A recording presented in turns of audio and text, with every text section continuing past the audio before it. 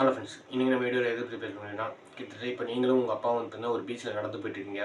திடீர்னு உங்கள் அப்பாவோட காலில் வந்து ஏதோ ஒன்று எலும்பு மாதிரி மாட்டுது. எடுத்து பார்த்தோம்னா கிட்டத்தட்ட ஒரு 4 அடிக்கு நீளம் உள்ள ஒரு எலும்பு மாதிரி ஒரு விஷயம் வந்து தெரியுது. சரி, என்னடா இது எலும்பு மாதிரி இருக்கேன்னு சொல்லி பார்க்கும்போது வந்துன்னா சரின்னு சொல்லிட்டு ஒரு ரிசர்ச்சுக்கு தரீங்க.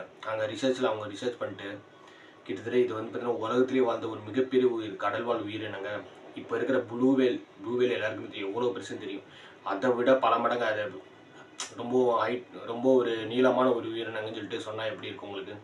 கிட்டத்தட்ட இது ஒரு 200 மில்லியன் வருஷத்துக்கு முன்னால் வாழ்ந்துருக்கிறதுக்கு நிறைய சான்சஸ் இருக்குதுன்னு சொல்லி சொன்னால் உங்களுக்கு எப்படி இருக்கும்? நார்மலாக நீங்கள் நடந்து போயிட்டீங்க, திடீர்னு பீச்சில் பார்த்த எலும்பு இவ்வளோ பெரிய விஷயத்த பண்ணியிருக்குன்னா எப்படி இருக்கும்? ஸோ இப்போ என்ன நடந்திருக்குன்னு சொல்லி கேட்டிங்கன்னா, இங்கிலாந்தில் வந்து பார்த்தீங்கன்னா ஒரு 11 வயசு பொண்ணு தன்னோட அவங்க பொண்ணோட அப்பாவும் வந்து பார்த்தீங்கன்னா ரொம்ப நாளாக வந்து பார்த்தீங்கன்னா நிறைய ரிசர்ச், அதாவது இந்த மாதிரி பழைய பழைய பொருள்லாம் எடுத்துன்னு நிறைய ரிசர்ச் பண்ணியிருக்காங்க.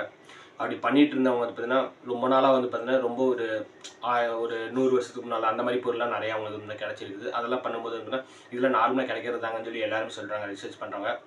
இப்படியே போயிட்டு இருக்கும்போது வந்து ரொம்ப நாளாக இவங்க தொடர்ந்து வந்து ட்ரை பண்ணிட்டே இருக்காங்க. இது விடவே கூடாது, நம்ம எப்படியாவது ஏதோ ஒரு சின்ன விஷயத்தாவது நம்ம கண்டுபிடிக்கணும்னு சொல்லிட்டு வந்து ரொம்ப நாளாக ட்ரை பண்ணிட்டே இருக்கும்போது தான் வந்து பார்த்தீங்கன்னா இவங்க நார்மலாக இங்கிலாந்தில் ஒரு பீச்சில் வந்து வாக்கிங் மாதிரி நடந்து போயிட்டு இருக்காங்க. 11 வயசு பொண்ணும் அவங்களோட அப்பாவும்.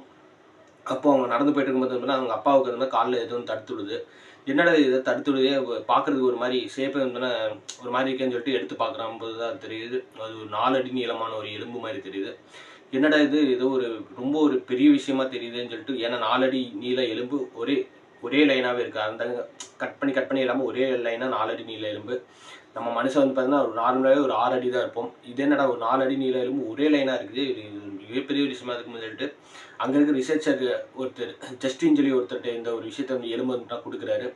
அவர் இந்த எலும்பு ரொம்ப வந்துட்டா பத்திரமா வந்துட்டு இதை வந்து ரிசர்ச் பண்ணுறாரு. ஏன்னு சொல்லி கேட்டிங்கன்னா, ஒரு 4 அடி எலும்பு ஒரு இது கூட இல்லாமல் ஒட்டி நீளமாக போகுதுன்னா அது கண்டிப்பாக ஒரு மிகப்பெரிய ஒரு விஷயமா இருக்குது, நிறைய சான்சஸ் இருக்குதுன்னு சொல்லிட்டு 2016 ஒரு விஷயம் வந்து கிடச்சிருக்கு. பீச் கிட்டே தான், கிட்டத்தட்ட 2016 அதுவும் பீச் கிட்ட தான் வந்து கிடச்சிருக்கு. அந்த எலும்பு இந்த எலும்பி செட் பண்ணி பார்த்தோம்னா அந்த 2 எலும்பி வந்து ஒரே மாதிரியே இருக்குன்னு சொல்லி சொல்லப்படுது. கரெக்டாக பசில் வந்து கரெக்டாக ஃபிக்ஸ் ஆகுதாமா. ஸோ அப்படி இருக்கும்போது வந்து பார்த்தீங்கன்னா இவங்க என்ன பண்ணுறாங்கன்னு சொல்லிக்கிட்டால் இது ஒரு மிகப்பெரிய விஷயமா பார்க்கப்படுதுங்க. ஏன்னு சொல்லி கேட்டிங்கன்னா, இது ஒரு கிட்டத்தட்ட 200 வருஷத்துக்கு முன்னால், 200 மில்லியன் வருஷத்துக்கு முன்னால் வாழ்ந்த ஒரு மிகப்பெரிய ஒரு உயிரினத்தை நீங்கள் வந்து இப்போ வந்து கண்டுபிடிச்சிருக்கீங்க. அதாவது நாங்கள் ஒரு எலும்பை தான் வந்து வச்சுருந்தோம், இப்போ நீங்கள் அதோட இன்னொரு எலும்பை கண்டுபிடிச்சி கொடுத்ததுனால இப்போ இதை நாங்கள் பசில் மாதிரி ஃபிக்ஸ் பண்ணி பார்த்ததில் இது ஒரு மிகப்பெரிய ஒரு உயிரினமாக வாழ்ந்துருக்குது 200 மில்லியன் வருஷத்துக்கு முன்னால். அதாவது இப்போ நீங்கள் பார்த்துருக்க ப்ளூ வேல் வந்து பார்த்தீங்கன்னா இதுதான் உலகத்திலே மிகப்பெரிய உயிரினம்னு சொல்லி எல்லாருமே நம்பிட்டு இருக்காங்க. பட் இதை விட பல மடங்கு பெரிய விஷயத்தை நீங்கள் இப்போ கண்டுபிடிச்சிருக்கீங்கன்னு சொல்லி சொல்லப்படுது.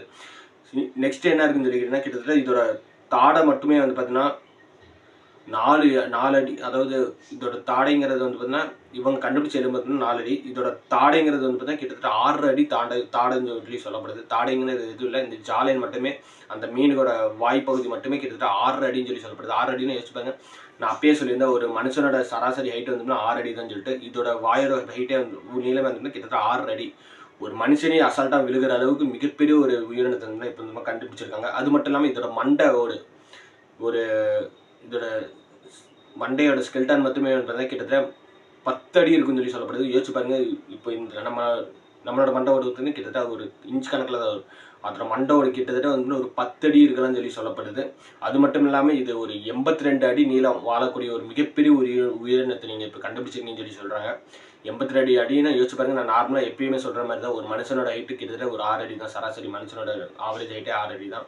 அப்போ 82 அடினா எவ்வளோ பெருசுக்கு இருக்குன்னு சொல்லி யோசிச்சு பாருங்க. அவ்வளோ பெரிய ஒரு விஷயத்தை இப்போ நார்மலாக இருந்தால் கண்டுபிடிச்சது ஒரு மிகப்பெரிய விஷயமா இங்கிலாந்தில் வந்துட்டு பார்க்கப்படுது. இது பேர் வந்து பார்த்தீங்கன்னா இக்டியோடிடன் சொல்லி வச்சுருக்காங்க. இது ஒரு மிகப்பெரிய ஒரு விஷயமா இதெல்லாம் பார்க்கப்படுது.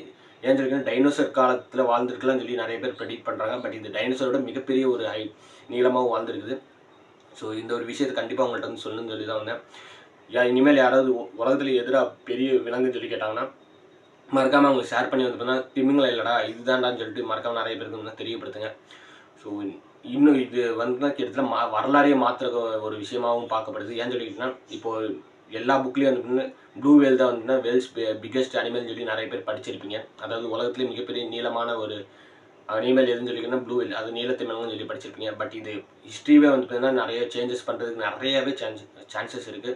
ஸோ இது ஒரு விஷயத்தை மறக்காம உங்கள் ஃப்ரெண்ட்ஸ் எல்லாருக்குமே ஷேர் பண்ணி வந்து பார்த்தீங்கன்னா யாரோ உங்கள் ஃப்ரெண்ட்ஸ் இனிமேல் உங்கள்கிட்ட இந்த மாதிரி கொஸ்டின் கேட்டாங்கன்னா அவங்களுக்கு இந்த ஒரு ஆன்சர் சொல்லிட்டு இந்த ஒரு வீடியோ ஷேர் பண்ணி பார்க்க சொல்லுங்கள். ஸோ தேங்க்ஸ் ஃபார் வாட்சிங்.